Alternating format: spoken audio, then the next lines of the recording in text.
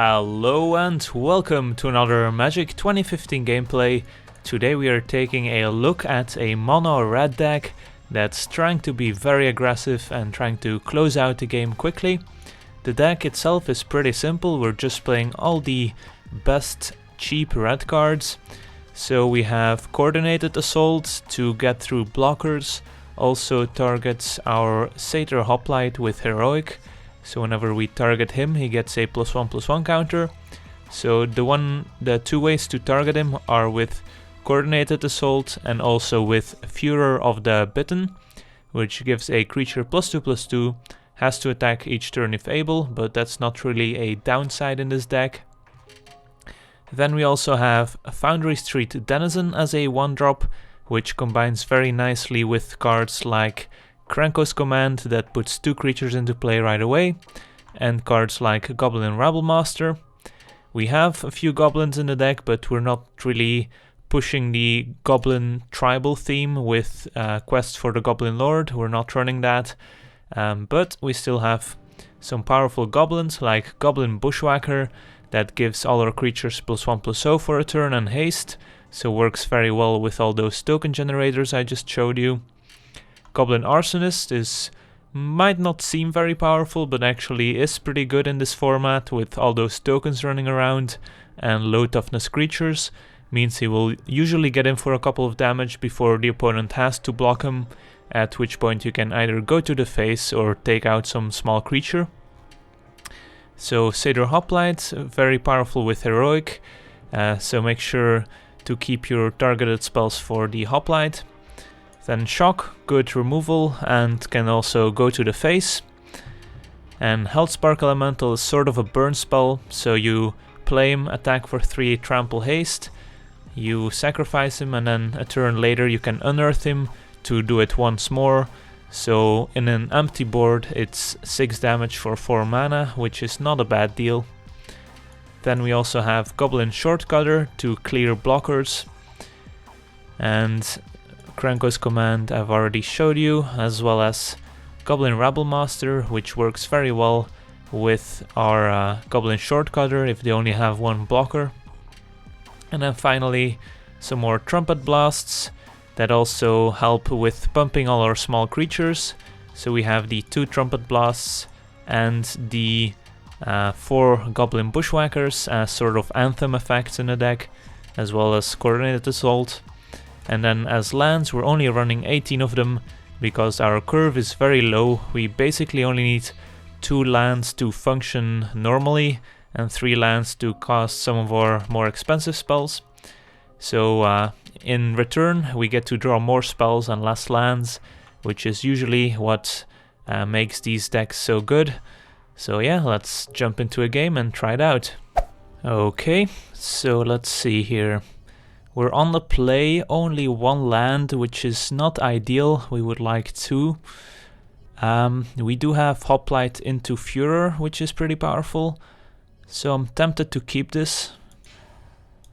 Could go wrong, especially if our opponent has early removal for the Hoplite. But if we can put some pressure on the opponent with the Hoplite, then maybe we can buy some time to draw more lands. Alright, Amulet's totally fine, means our opponent's gonna spend his next turn getting another land. And blue is not known for having a lot of early removal, so let's just go for the Furor here.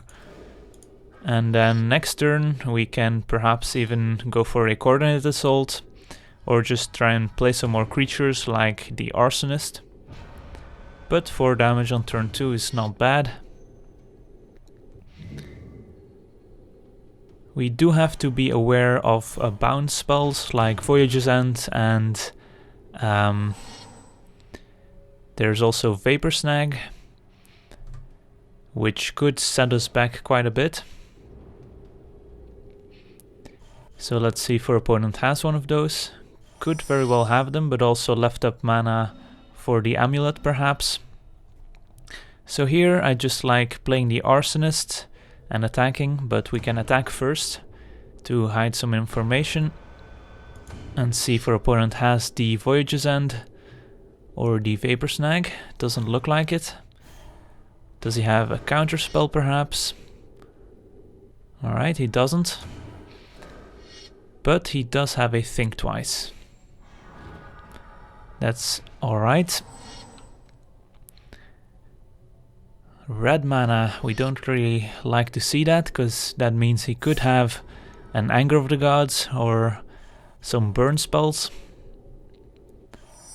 But we're doing still okay here. Opponent's basically tapped out. I don't think he can have something relevant for 1 mana. Perhaps a Vapor Snag, but I think he would have used that last turn. So here I think we just go for the Bushwhacker to put some more creatures on the board. We can kick him, get him for a lot of damage. The Coordinate Assault is also not bad, but I would rather keep it for later. So this should be, let's see, 4, 8. Fog, I see. So our opponent did have something relevant. He did not really have to use that there, he could have waited. Just means we keep our creatures back, probably won't matter. But that means we do have a game still, as our opponent could very well have answers for our creatures now.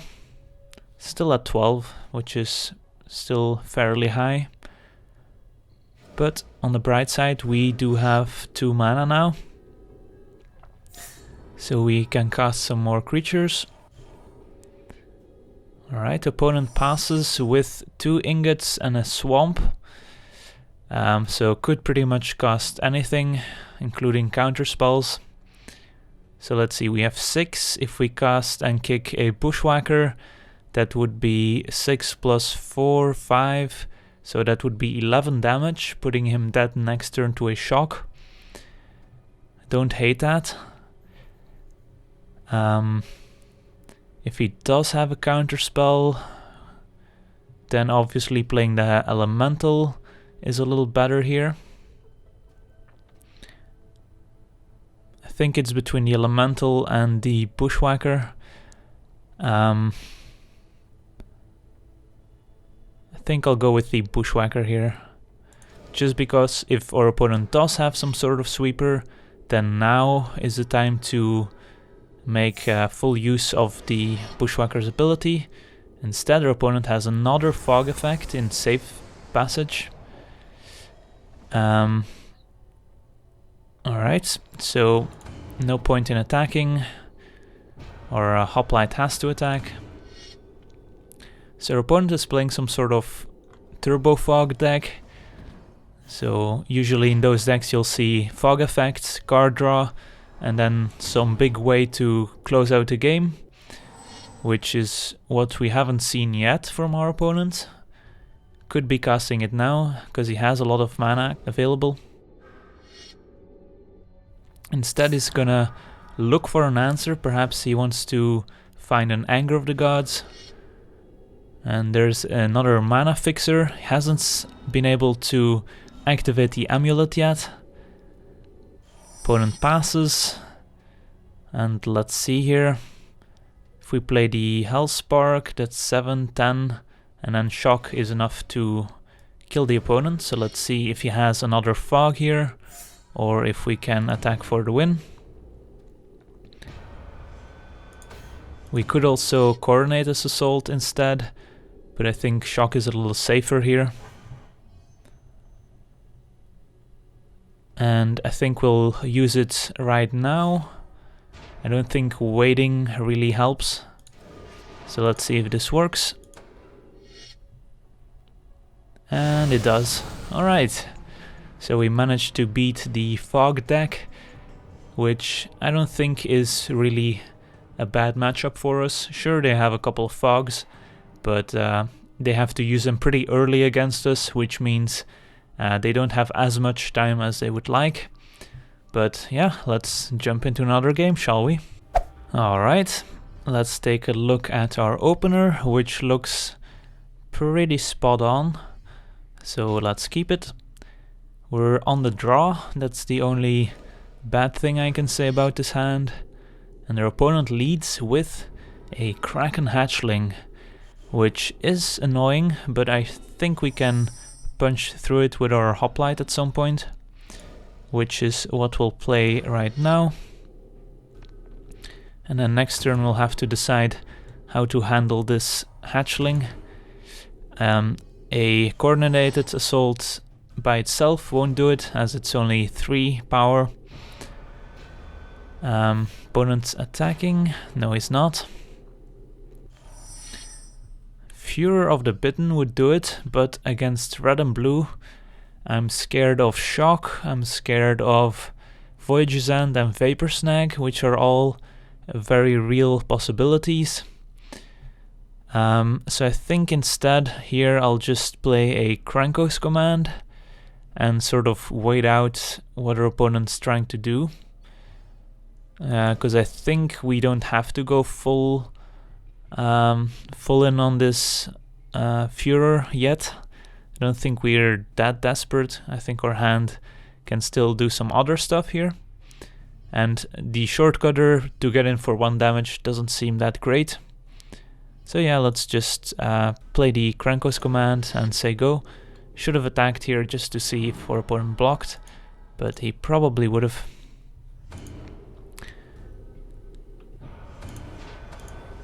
Alright. So opponent didn't play anything end of turn, so no think twice, no removal. There's a weird card to follow a Kraken Hatchling, Bloodcrazed Neonate, so points towards a more aggressive deck. We did draw a 3rd land, so I think now is the time to go in on our Hoplites, as opponent pretty much has to have a Shock here, which I don't think they have since they didn't use it last turn. Yeah, we can't really play around a Shock if we want to go for the Furor here, because the Coordinated Assault can target our Hoplite in response, but then he only has 2 toughness still, so the Shock will still kill it. But I think we'll just go for it here and see what happens. Alright, opponent didn't shock it, which is great. So now we can attack with everyone, and then if our opponent blocks, we can get him with a coordinated assault. Which is why we didn't go for the elemental or the shortcutter here. Because if our opponent didn't have a shock, then he's not gonna use it here, and we can't get blown out if we use the assault. If our opponent doesn't block here, I think I'll still use the assault just to pump our Hoplite some more and get in for more damage. Does mean we put less creatures on board, because if he does have a way to deal with the Hoplite, we're only left with 2 Goblin tokens, which is sort of the sacrifice we make with this line. So opponents blocked with the Hatchling, but I'm still gonna go for the assault, targeting the Goblin that's not blocked. We could have pumped the Goblin and then shocked the Hatchling as well, but I don't think we want to use the shock on the Hatchling, since the Hatchling isn't really a problem right now, and the shock could be useful if we kill the Neonate, for example, or just to go at the opponent's face. A lot of possibilities, but we can wait until our opponent goes to the attack step. Alright, Marauding Mulhorn. That's a big beast. I think I shock the Neonate. Next turn we can make the Mulhorn not block. This just gives us some more time to find other ways to win the game. Alright, that's not a bad card. So let's see, if we play the shortcutter now, Target the Molehorn. Our opponent likely blocks our Hoplite with the Hatchling, takes 2 down to 10. And we have a pretty decent board state, so if we ever draw a Trumpet Blast or another pump effect, then we're in good shape. So I think we'll go for it here.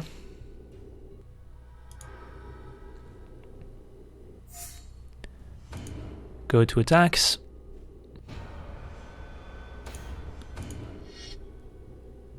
And you never know, we still have 1 mana available.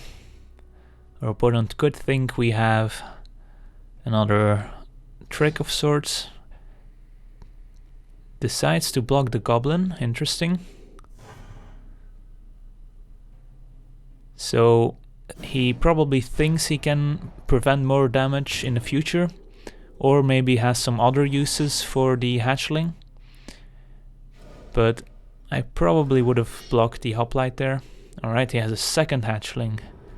I guess that makes sense. Attacks for 5. This guy has to attack. We're not blocking. So we're really hoping for an Anthem effect here, and there it is, Trumpet Blast. Let's go to attacks, attack with everyone, play Trumpet Blast. Make sure to use it only after attackers are declared, because otherwise you're gonna be a sad panda. And Trumpet Blast our 2 goblins. If he doesn't have removal, he's dead. And he's dead.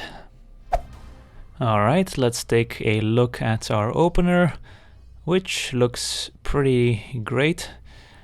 We have Hoplite followed by Furor, and also 2 shocks.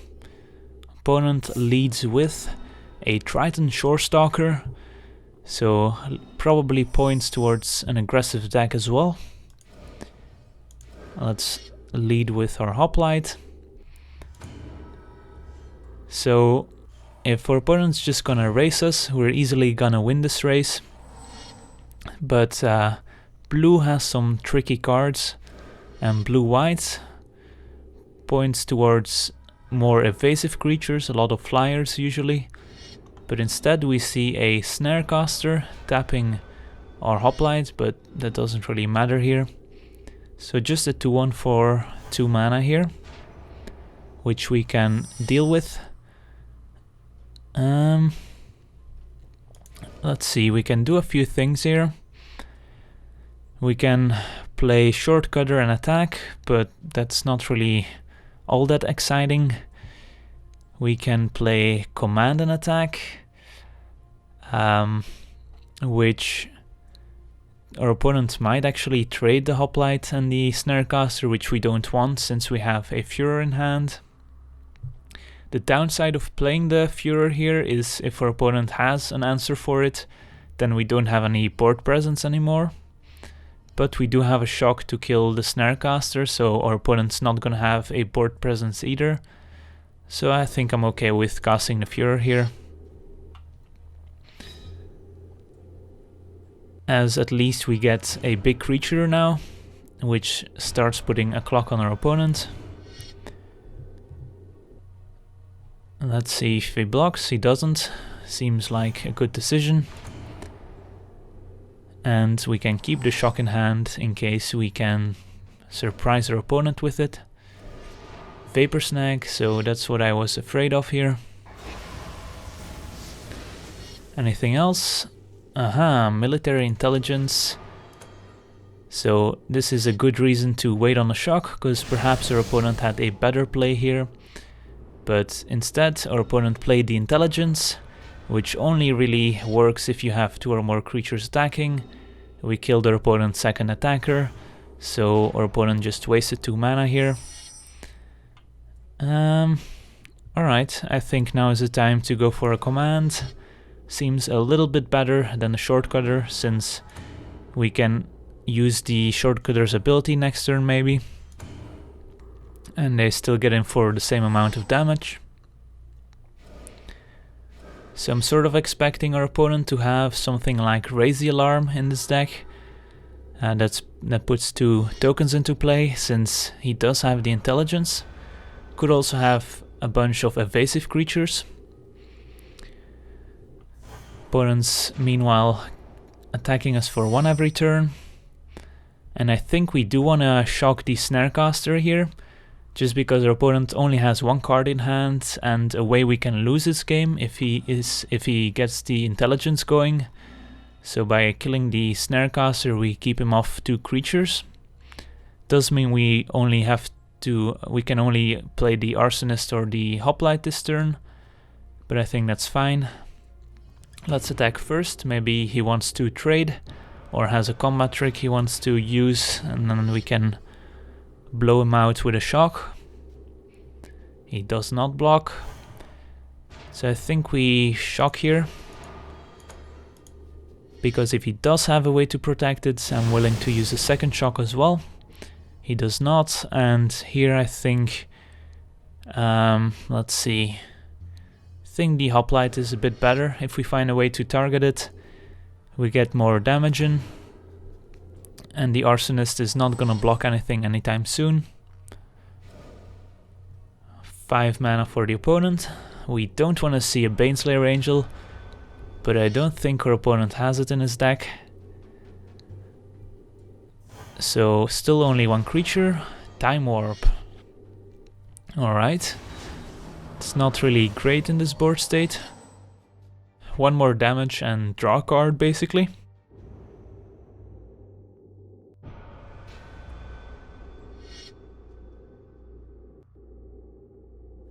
Alright, that's fine. And nothing. Alright. And there's a Bushwhacker. But I think we want to play some more creatures first, since playing the Bushwhacker here doesn't do a ton of damage yet. And if we deal damage, we want to deal a ton of damage. And I don't think there's really a reason to play its main phase here, but I don't think there's any reason to not play it in the main phase, so... Alright. Let's see if our opponent can get out of this, find another creature, or a way to deal with our creatures. Doesn't really look like it, doesn't even attack, so he's willing to block our Shortcutter this turn. And you know what? I don't think we're gonna give him the satisfaction. We could shock, but I think just playing the Shortcutter here is better, since that doesn't let him block, and then puts more creatures on the board to kill him next turn with the Bushwhacker. The Bushwhacker was not lethal this turn, although it was pretty close. It was 5, 6, 7, 8, 9, 10, 11. So yeah, our opponent would have had to chum block, but would have survived. Now next turn he's dead for sure, if he doesn't find an answer. Baneslayer Angel. Alright. I guess that was a reason not to play the Shortcutter last turn. I really didn't expect this. So this game is actually far from over. Huh. So had we played the Bushwhacker last turn and the Shortcutter this turn, making the Angel not able to block, I think we would have easily won. But now we sort of have a problem with this life linking and first striking Baneslayer Angel. Let's see. If we play the Arsonist and the Bushwhacker, it's pretty close. But then our opponent gets to attack us with the Angel. So I actually think building up our board here is better. Hope our opponent attacks with the Angel and then go for an Alpha Strike next turn. And hope that we deal enough damage. So yeah, really did not expect the Baneslayer Angel, but probably should have played around it. So let's hope our opponent does not have more good stuff coming, because I don't think we can really beat. Alright, another military intelligence, so this probably means our opponent's attacking with both creatures, which does set up our Bushwhacker nicely, but also gives our opponent 2 more cards that can possibly help him. If he finds a counter spell for the Bushwhacker, we're in trouble. If he finds some way to gain life or remove multiple creatures. Loyal Pegasus can't block alone, so that's fine. So I actually think we got there. If he does not have a counter as a last card. He does not, and let's attack for the win here. Unless he has a fog, but I don't think he does. Alright, we got there. I wanna thank you for watching, I hope you enjoyed, and as always, have a nice day.